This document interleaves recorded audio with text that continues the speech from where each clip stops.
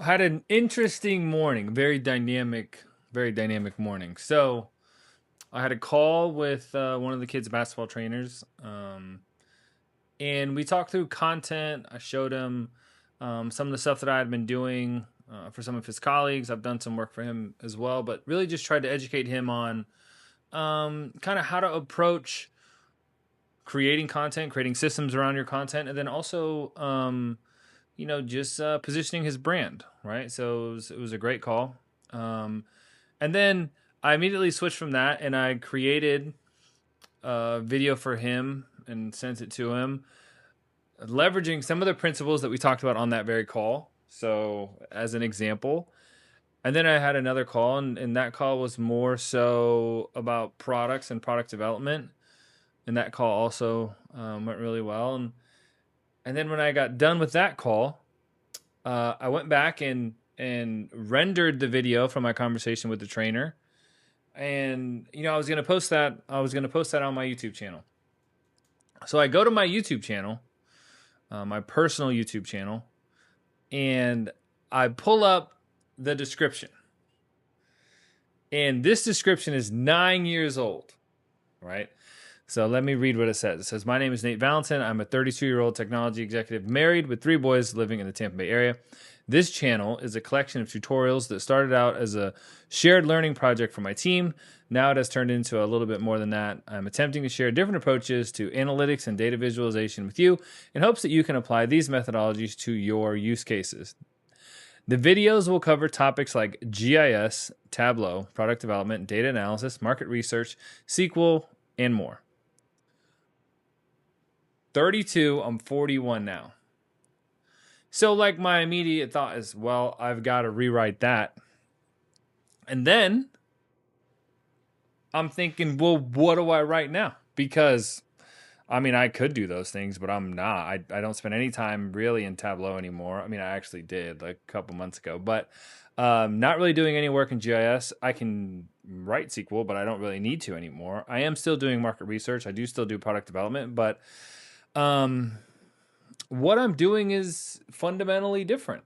So I was thinking, what type of content am I going to be posting on this YouTube channel? Okay, so it'll be a mix. It'll be a mix of stuff that I'm doing with the innovation department, some of the stuff I'm doing with Maker Media, and then ultimately I will have like my Pursuit of Utility podcast will kind of be housed here. This is where I want to put the long form content for the conversations that I have where I'm doing things like I did this morning, and that is talking to someone about how to solve their problems and helping them increase their agency, right? This morning happened to be a basketball trainer, and we were talking about content and go-to-market and their strategy and systems, but it could very well be a hairdresser next time, which is actually funny because my buddy put me in contact with somebody who needs some help growing, and they happen to be a hairdresser.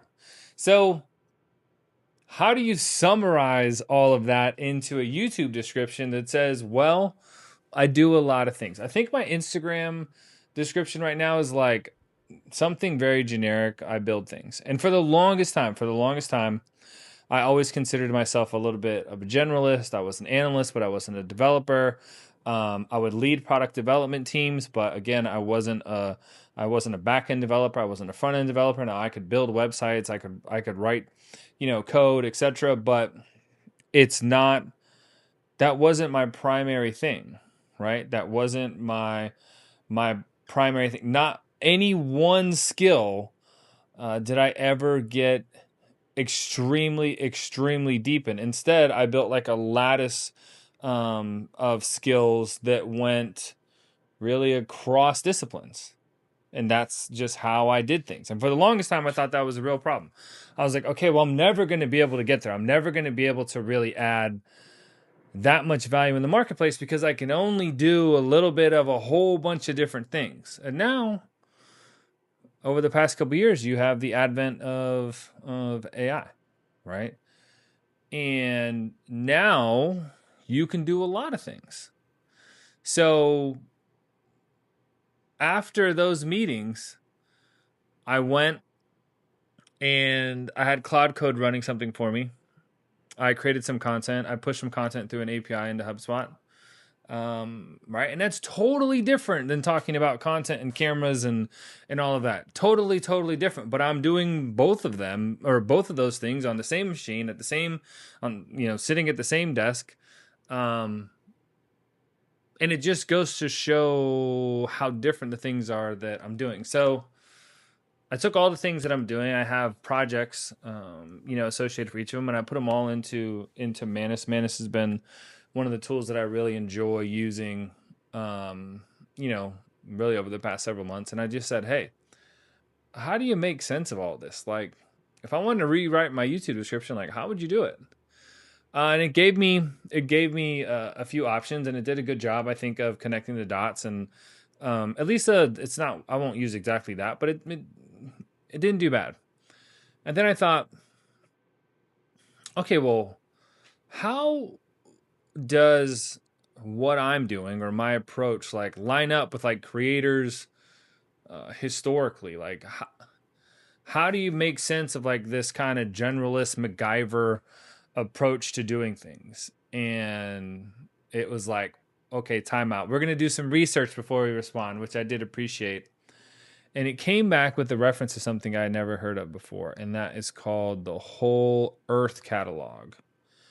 And my understanding of the Whole Earth Catalog was in the 1960s or 70s. A guy by the name of Stewart Brand had a basic approach that was kind of like an access to tools approach, right? So his thinking was, if you give people the tools, Brand believed that if you gave people the right tools and the knowledge of how to use them, they could shape their own environments and lives. And I think that is spot on.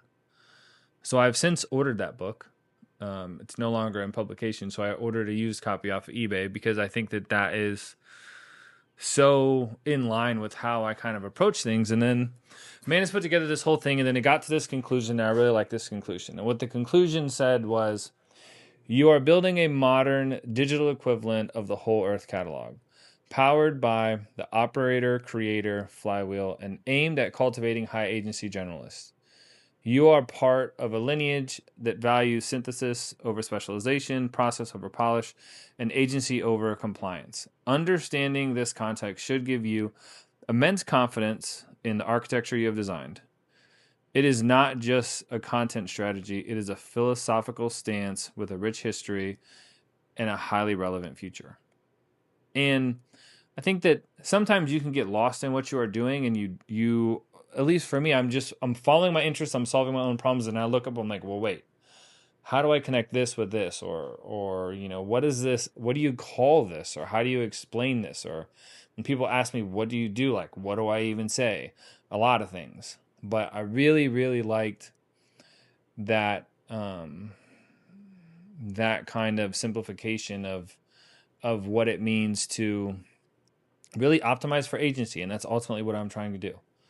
I'm trying to solve my problems or my clients' problems through any number of different disciplines.